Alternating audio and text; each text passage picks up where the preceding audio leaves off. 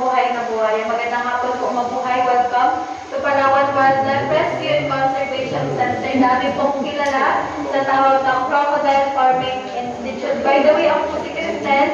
Samahan ko po kayo mula rito sa Hunting House at hanggang sa malalaking buwaya.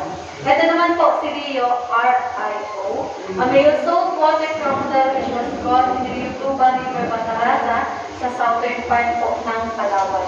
May sukat na 17.6 feet or around 5 meters.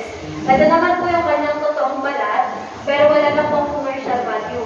Dahil ideally yung mga crocodile skin na ginagamit sa paggawa ng mga leather shoes, bags, and wallets ay mula sa mga young saltwater crocodiles about 3 to 5 years old. Since si Rio po 60 years old nung namatay, 6-0, masyado na po makulat at dry, hindi na po kaya i-process ng machine.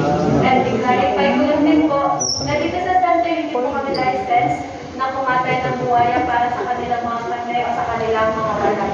Lahat ng crocodile products na mabibili sa labas, like crocodile meat, sisig, tapa, lechon, barbecue, are all locally imported from Teresa, Rizal, and Davao, not here in Palawan, because we are for conservation and breeding facility only for the fresh and salt water